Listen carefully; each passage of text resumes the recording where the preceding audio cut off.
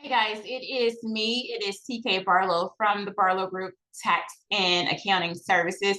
So today we are talking about S-Corps and how an S-Corp election can benefit med spa and wellness owners. So if you are a wellness owner, meaning if you are a massage therapist, a mental health therapist, a chiropractor, anyone that is in the wellness business, or if you are a med spa owner, then this webinar is going to be for you, right? So if you are making more than $50,000 a year and you feel like, you know what, I am paying so much in taxes, what are my strategies? What are my options that I can put in place to really save money on taxes and keep more profits in my pockets? Then listen, you are in the right place, because I am going to break this down for you.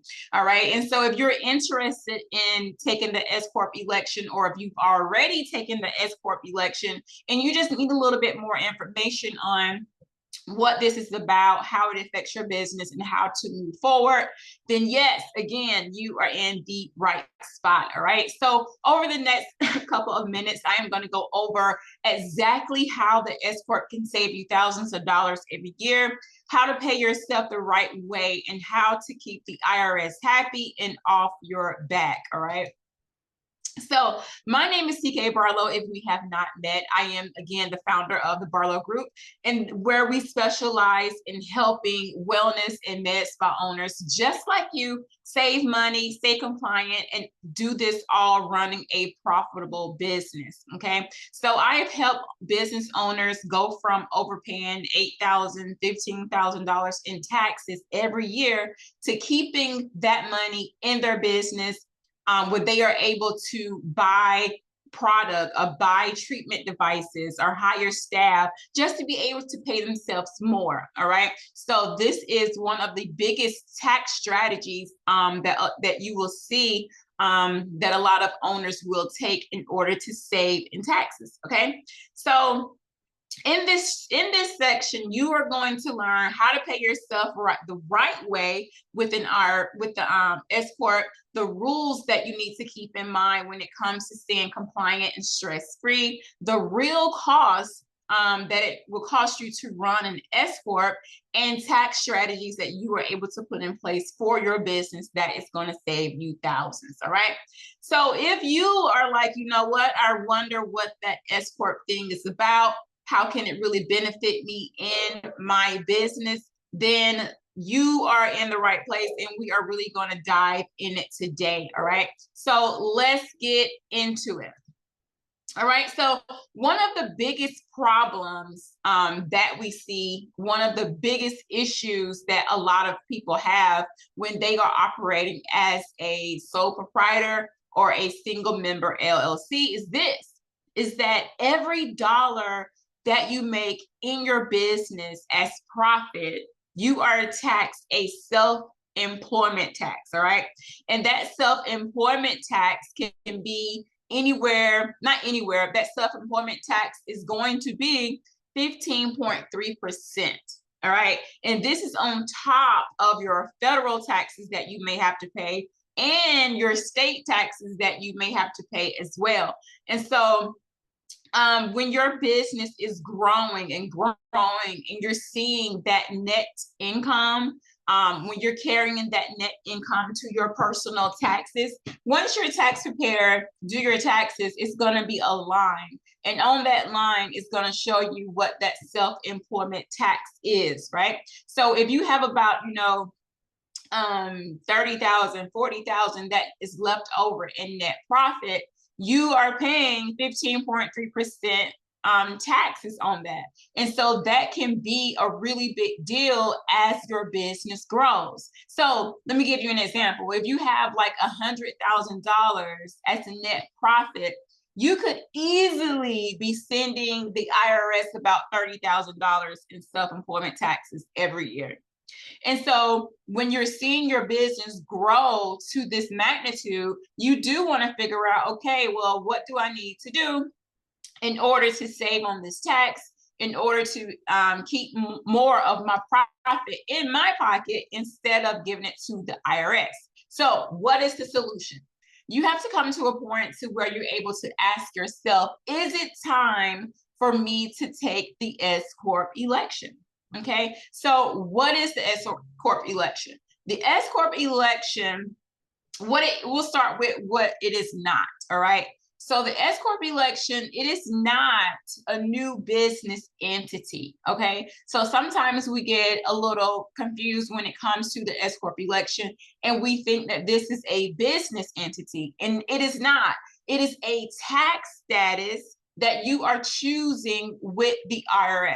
So it's like you are saying, hey, IRS, hey, Uncle Sam, I want to be taxed as a corporation. And so you're telling the government, or you're telling the IRS how you want to be taxed, how you want your net profits to be taxed, all right? So why would you even want to do this? And the answer is, it's because the S-Corp's primary purpose is to cut down self-employment taxes and keep more of your money in your business instead of, again, sending it to the IRS, right? So the S-Corp election, it is not a business entity, but it's the way that you're going to tell the IRS how you want to be taxed, okay? And so you can be an LLC, or you can be a corporation first, and then you can choose how to be taxed as the S-Corp. So you would be a single member LLC, taxed as an S-Corp, okay? And so it is going to basically change how your income is taxed, okay? So the steps to becoming an S-Corp is, it's pretty, you know, easy there. But so what happens is you file a form 2553 with the IRS. So you can do this, or you can have your accountant do it, or you can have your taxpayer do it. So basically, it's an application that has to be completed, and that is form 2553. And usually you have to do this by March 15th of the year that you want to take the S-Corp election. However, if you wait past March 15th and you're like, oh man, I missed the deadline, there are workarounds to where you're able to still take the S-Corp election, like if you want it, as if it is August of the current year that you want to do it, but you missed the deadline. So you would just put in the application and tell them why you missed the deadline, and that you have been operating as an S-Corp for the entire year. And you can go back and put it for January 1st that you want to operate as an S-Corp. All right. So in order to be able to take the S-Corp election, you have to have a U.S. or United States business entity, and you cannot have more than 100 shareholders or one class of stock. Okay. And you have to set a reasonable salary for yourself. You have to pay yourself as an employee of your business. So you have to run payroll. Okay. So number one is to get the form 2553 application in. Number two, make sure that you are eligible, right? Number three, set up yourself as an employee, run payroll. Number four, which is the big one, keep that business and personal transactions, keep that money separate, all right? So you want to have some type of bookkeeping system in place. And then number five, you want to stay compliant, which is making sure that all of your payroll is your payroll reports are filed properly, and make sure that you are doing your annual S-Corp tax return, all right? Because again, that tax return is going to be on a different date, right? So when you are operating your business as a single member or a sole proprietor, your business taxes ran alongside your personal taxes, which was due in April, right? But when you take the S-Corp election, now you have two separate filings. You have your personal tax filings, and then you have the S-Corp, your business tax filings. And that S-Corp has a different due date, all right? So you have to keep that in mind as well, okay?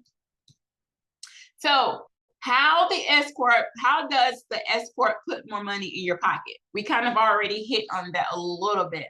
But what happens is when you're telling the IRS and when you're telling the government, hey, I want to be taxed as an S-Corp, they are going to expect for you to have yourself on a salary, because you're going to now break down your net income into two different parts. Okay, so the first part, again, is going to be that W-2 salary. This is going to be your reasonable compensation for the work that you do in your business. Okay, so you have to figure out what are you going to pay yourself? Because again, it has to be reasonable. And the IRS really kind of put this into emphasis because your salary has to be a reasonable one for the duties and the things that you do within your business. Okay, so your salary, that part of your salary is going to be subject to payroll taxes, just as if when you work for someone else, your withholdings comes out of your payroll, right? Comes out of your wages. And so you as the employee have to pay, you as the employee and the employer, you're going to be paying 15.3% off your wages, which is going to be your payroll taxes. Now, I know I talked about earlier about the 15.3% of self-employment. That is 15.3% as well, okay? So now we're looking at what you pay yourself as a reasonable compensation. And then whatever you pay yourself, you're going to have to pay payroll taxes, which is the Social Security, the Medicare, all that good stuff, which adds up to 15.3% as well. And so what happens is you pay that because you're paying for yourself as the employee and from your business as the employer. Okay, so you're basically going to split that 15.3% between you and your business. Okay, so that is the payroll. Next is going to be the distributions. Now, distributions is something that you can either take out or you can leave in your business. But this is the rest of your profit after your expenses and your salary that you have paid yourself. Okay, so again, the distributions is the remaining business profit you take out. And this portion is not subject to self-employment taxes, right? So this is where the magic comes in. Okay, because this is a simple shift to where you are only paying payroll taxes for your salary and not your entire profit. So keep that in mind. So this is going to structure your business where you're able to save thousands each year without having to work more hours and without having to, bring on more clients. Okay, so we're going to break that down a little bit more. All right, so let's look at some numbers. So a Medspa owner that is making about $120,000 in net profit as a sole proprietor, they are going to pay about $18,360 in taxes, right?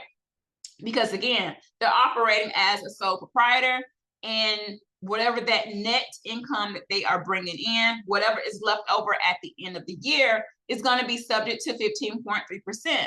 Okay, so 15.3% is going to be due off that $120,000. Okay, now if they said, you know what, I want to take the S-Corp election and I want to pay myself a reasonable salary, so they can take that 120,000, split it down the middle, take 60 as a salary, and then take the other 60 as distributions. So off this first 60,000 that they're taking as a W-2 employee, the payroll taxes is going to be $9,180 as opposed to $18,360 if they stayed in LLC or a single member. Okay, because remember, if they operate as an LLC or a single member, they are taxed 15.3% on the entire profit. Okay, if they take the S-Corp election, they're able to break it down into a salary and break the other half down into distributions. All right, So I want to make sure that that everyone is getting that, because that is where the magic happens. Okay, so they're able to keep more money because as an LLC or a single member, they were paying $18,000 into the taxes. But after taking the S-Corp election, now they only have to pay self-employment taxes off their salary. So that brings the payroll taxes down to $9,180. All right. So that is where the magic really happens. Okay, so let's look at the massage therapist example. Let's say they was making 80,000 in their business. So at the end of the year, after everything, they had $80,000 left over. So they need to figure out what is going to be a tax strategy that I'm not paying so much in taxes. All right, so let me do some calculating really quickly. All right, so if they have $80,000 in net income, 15.3%, let's see, so they would be paying over $12,000 in self-employment taxes if they just keep themselves as a single member LLC. Now, if they were to say, okay, let me go ahead and take this S-Corp election so I can save on these taxes. If they take this 80,000, split it down the middle, do 50% salary, 50% distributions, then on this salary, they would just owe $6,120 for payroll taxes. So that literally cuts it in half, right? Before they were at 12,000, they would have to owe. But after taking the S-Corp election, now they're only having to pay $6,120 for payroll taxes and distributions. There's no payroll taxes or no self-employment taxes on this, but it is state and federal. All right. So even after paying for the software, for the filing fees, for the professional tax returns, you can still come out saving thousands of dollars by taking the S-Corp election. Okay. So, but the thing is, you have to do it when it makes sense. All right. Because we see it all the time over TikTok, Instagram, Facebook. Be an S-Corp, be an S-Corp, save money, be an S-Corp. And while that is very true, switching over to an S-Corp can definitely save money. However, you have to make sure that your numbers are aligning with the strategy. Okay. Because sometimes you can take the S-Corp election and it's way too early and you're really not going to save, because again, there is a cost to being able to run and maintain an S-Corp. All right. So when is it right for you? When does it really make sense? If you're netting at least $50,000 a year, or if you see your business continuing to have a net income, right? So let's say last year you were at 30, this year you're at 40, next year, like you're continuously climbing that net income, then yeah, it's time for you to consider the S-Corp. If you're working within your business, right? You're working in your business and you want, or if you are already paying yourself, like you're sending yourself a salary to your personal account and you're doing that steadily, then yeah, it's definitely time to go ahead and get on the S-Corp bandwagon. All right. But you have to be willing to make sure your books are good. If not, you have to be in a position where you're able to hire a bookkeeper, and you are really able to focus in on your growth. All right. So if this is you, then yes, it could be time for you to take the S-Corp election, right? You have that net income. You're working in your business. You have a steady paycheck that you're trying to send yourself, and you're trying to pay yourself consistently. And you have bookkeeping, or you are going to get bookkeeping, and you are focused in on your growth. Okay. Because the wrong thing to do is to definitely say, okay, I want to be an S-Corp. And, I've seen this many times where people are saying, okay, I'm going to take the S-Corp election, but then they don't put themselves on a salary. And then they say, okay, well, my business is coming up negative. Why do I need to put myself on a salary? If your business is coming up negative, it is not the time to put yourself on the S-Corp election. All right. If you feel like, you know what, I'm just going to do this and I'm going to set it and forget it, this is not the type of thing that you can set and forget. All right. You have to be able to maintain it or hire someone like your bookkeeper or your accountant that will maintain it for you. Okay. If you're in a position where you're saying, you know what, I don't really have enough money to pay myself, then no, it is not time for you to put yourself on an S-Corp election, because you have to have a steady W-2 payroll.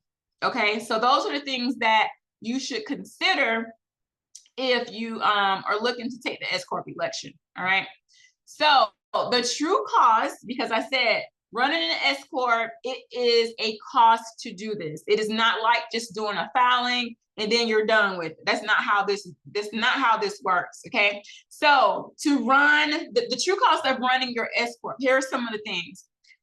Payroll, we've talked about this. Payroll taxes on your salary. There is a portion of the Medicare and the Social Security, which is 7.65 of your salary. Okay, that's you paying half, and then the other half is coming from your business. All right, because you as the owner and as the employee, you have to pay that the employee portion, which is withheld from your paycheck. Okay, so you have to remember that. That's something that has to be taken into consideration. Another thing is that payroll service or software. In order to run your W-2 payroll, to file your quarterly payroll tax forms, you have to have a service or a software. I've seen it to where people are like, okay, I'm going to put myself on payroll, and they just basically send themselves a check. That is not payroll. All right. So when I say put yourself on payroll, I mean having something like Gusto, QuickBooks, ADP, like one of those services. You have to use a service that actually runs payroll. Okay. And then with that, like most of the times when you sign up, not most of the time, all the time when you sign up with a company, they're going to file those quarterly and those annual payroll tax forms on your behalf. So that's something that you don't really have to even worry about, because they're going to do it for you.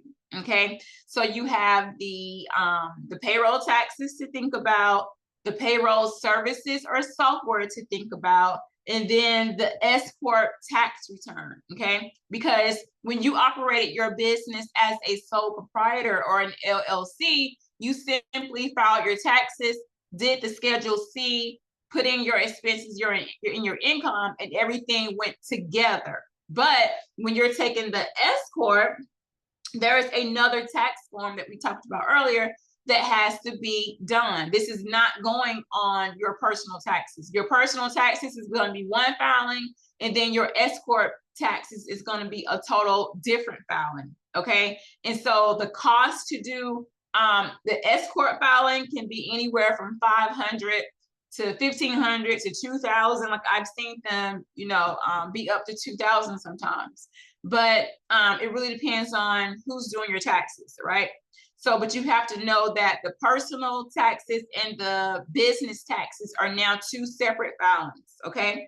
And your bookkeeping, the best rule of thumb is to have a bookkeeper in place, because you need to be able to track your wages, like whatever salary that you're paying yourself, that needs to be tracked. Your distributions need to be tracked. And so you want to have a good bookkeeping system in place that would definitely help you make sure that you are staying compliant, okay? So you don't want to skip out on that. Like you want to keep that in place. Another thing is going to be your state annual report, any type of business license fees that you may have. Now you probably have this even if you're not an S-Corp, but a lot of states require you to, renew your business license, or they require an annual report from your business. So you're going to have that regardless if you are an S-Corp or not. All right. But those are the things that you have to consider, the additional things that you really need to consider when you're trying to take the S-Corp election. So if you're having, just $2,000 or $1,000 in self-employment taxes that you're seeing on your tax return, then it may not be the time for you to, take the S-Corp election, because all of these additional fees are going to be more than what you're paying in self-employment taxes every year. But if you're seeing to where you're having to pay, 8,000, 6,000, 5,000 even, and then then you really want to consider and calculate it to see if it's going to be in your benefit or not to take the S-Corp election. So that's where you need to like really do your numbers to see, okay, yes, this is a savings for me, or no, this is really not a savings for me right now. All right. So with the S-Corp election, there are rules. Okay. So let me see where I want to be. Okay, yeah. So there are definitely rules. There are definitely non-negotiables when it comes to running a healthy S-Corp, right? So again, we talked about it. You have to pay yourself a reasonable salary. And I know I keep saying that, but it's important because a lot of people get the S-Corp election and then they don't put themselves on a salary. And so that is the biggest red flag for the IRS, right? Because you have to have yourself on a payroll, and you have to be paying yourself a reasonable salary. Okay. So again, you must be paid through a W-2. And not just take owner's draws. Like, you have to pay yourself a W-2 first. All right. So your salary amount should reflect the role that you perform in your business. And you can use industry benchmarks to kind of define salary if you're ever audited. All right. So that just basically means that you have done the research, you know how much a salary would be for someone to come into your business and perform those same job duties or tasks. You have an outline, all right? Or you have a guide to go by, okay? You must run a payroll regularly, okay? So that's either monthly, semi-monthly, or bi-weekly, but you need to do it, regularly, okay? Pay those payroll taxes on time. So again, if you're going through a payroll software, then these things are going to be done automatically, so you don't have to worry about it. But there is a federal 941 form and a federal unemployment 940 form, and then you also have to do the state's withholdings and unemployment. Okay. So a couple other things is, again, to keep that business and that personal separate. You don't want to commingle. You want to make sure that no personal expenses are going through to your business account. So I know it happens from time to time, but you don't want to make that a habit. Okay. Another thing is to file required tax returns. Okay. So again, that annual S-Corp return form 1120S, that has to be filed. And then your personal return with your K-1, that K-1 is going to be generated when the S-Corp taxes are filed. And then you want to make sure that you are doing your payroll returns quarterly and annually. And again, that is something that is done through your software that you're going to use for payroll. All right. So let's talk about the salary versus owner's draws and how paying yourself the smart way and the right way. All right. So we're going to start with the W-2. The W-2 is going to be the portion of your business income that the IRS says that you must pay yourself as a W-2 employee for the work that you perform in your business. So why is it even required? Because the IRS requires owners who work in their business to take a salary. That's why. So the salary is going to be subject to payroll taxes, which we have discussed. That is that 15.3% that is split between you as the employer and you as the employee. This is how you keep and you stay compliant and avoid any type of IRS issues and any type of IRS penalties. All right. So how do you even calculate your W-2? So you can look at your role. If you are the primary service provider, your salary should reflect market pay for that job. Okay. So you can look at benchmarks from whatever type of industry you are in. If you are a massage therapist, If you are a Medspa owner, like you want to also factor in the business profits. So your salary can be a percentage of your profits plus distributions. So it's a good rule of thumb, like a lot of people do. They do a 40-60. They do a split like that of expected business profits before the owners pay. So if you know like you're gonna make 100,000 this year, then you can do a 50-50. 50 is your W-2. The other 50 is going to be your distributions. So you can do a percentage, or you can do the benchmarks of people that are in your industry. Like if you're just coming into the office to do the admin work and everybody else is doing, everything else to run the business, then you just want to be able to pay yourself what you would pay someone to come into the office to do the admin work. So it really depends on where you are in your business. If you're still, the one that wears all the hats, you do all the things, then the best rule of thumb is just to go ahead and do a 40-60 or a 50-50 percentage. Okay. But if you're just doing if your business is to where you have grown it to where you're not doing all of the work anymore, then it's best to do like a benchmark off that of a salary benchmark off the duties and the roles that you play. So it depends on where you are in your business to be able to determine how you should calculate it. Okay. But you definitely want to put yourself on a reasonable salary when it comes to the W-2 side. Now, with the distributions, again, you have to take that W-2 income first before you're able to take any distributions or withdrawals. So you could say, hey, TK, I pay myself monthly, but I have other expenses that I need to cover. So yes, you're able to take a withdrawal, owner's withdrawal if that's what you need. Okay, but you have to have yourself on that reasonable salary first. You cannot just take withdrawals and then you're not paying yourself that salary. You have to do the salary first, then you can take withdrawals if you want. You don't even have to take owner's withdrawals. Maybe your salary is enough to cover all of your personal expenses and you really don't need to take any owner's withdrawals, and that's fine too. But what are the owner's withdrawals? The distribution. So this is the profit you would take after your reasonable salary is paid.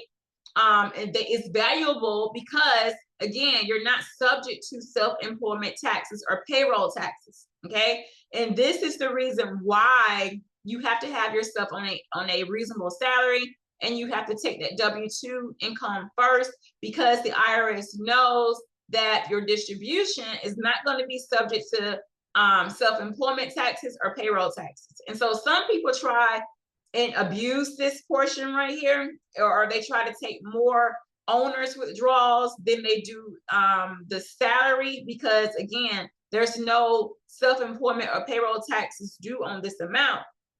But the IRS knows, right? So you have to take that payroll first, and then you can take your distributions, right? So usually tax only at your personal income tax rate. So once this amount gets over to your personal taxes, you're only taxed, the state and federal. Again, no payroll taxes or self-employment taxes. So this is the portion that is really going to allow you to save money compared being taxed on your entire profit as a sole proprietor. Remember, operating as a single member LLC or a sole proprietor, you're going to be taxed the entire 15.3% on everything, right?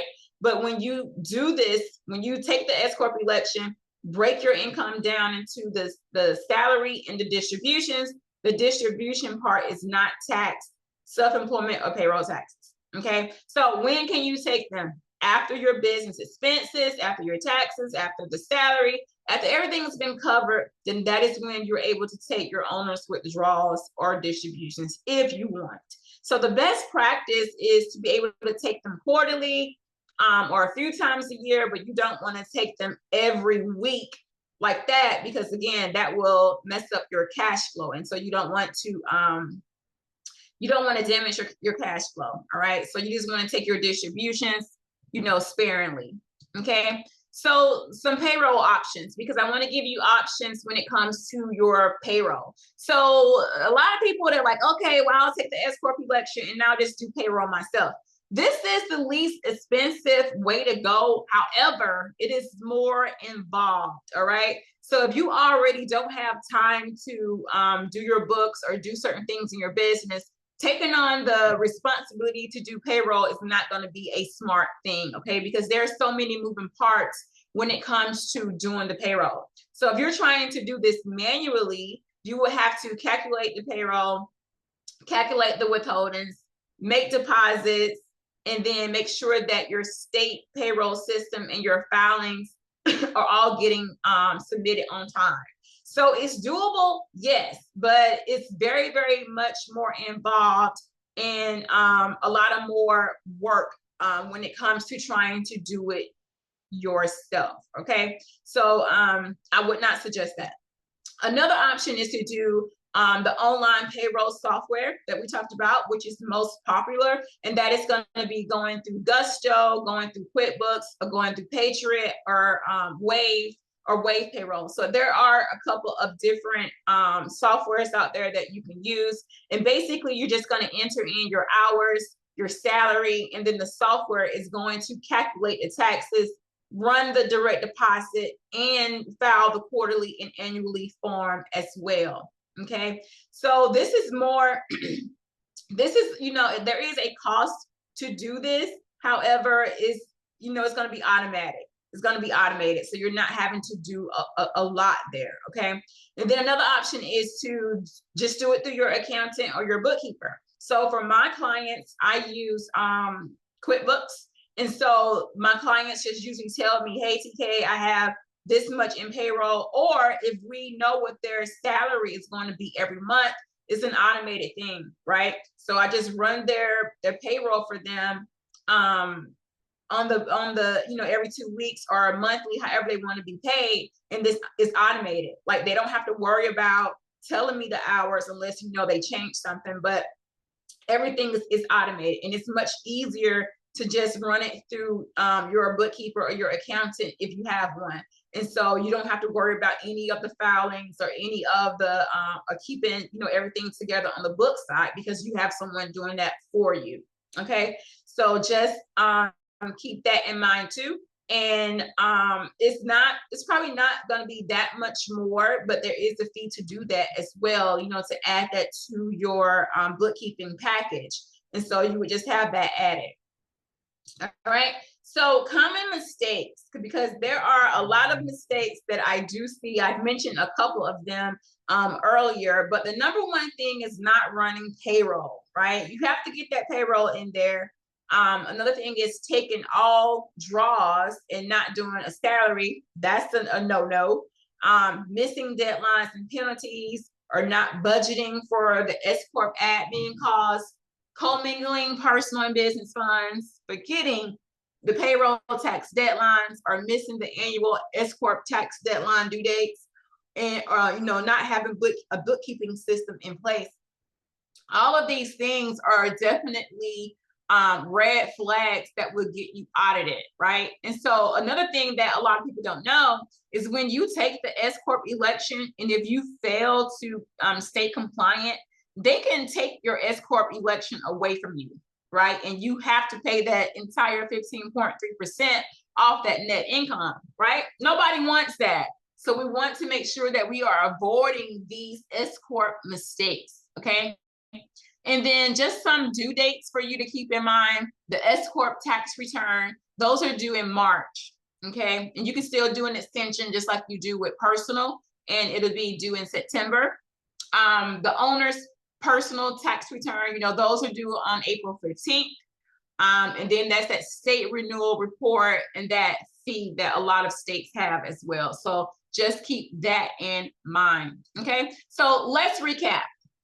So I told you what the S-Corp really is. It's not a business entity. It is a tax election that can completely change how your profits are taxed, okay? You've learned how the S-Corp saves you money by splitting your income into a salary and distributions. So you're only paying those payroll taxes on the part of your earnings and not your entire profit. Okay, we've covered the true cost of running an S-Corp payroll software, tax returns, and why that savings will usually still outweigh the cost of thousands of dollars each year. Okay, you now know the rules of operating an S-Corp by paying yourself a reasonable salary, keeping those finances separate, and filing everything on time.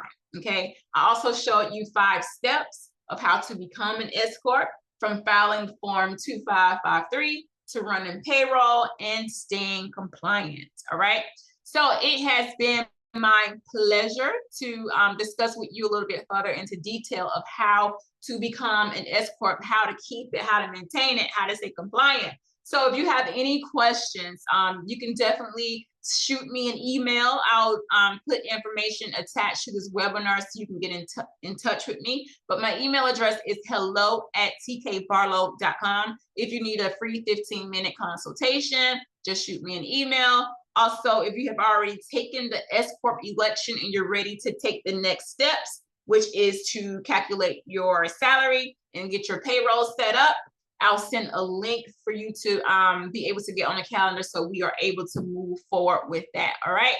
So in the meantime, cheers to your success, and I will see you soon. Talk to you later. Bye-bye.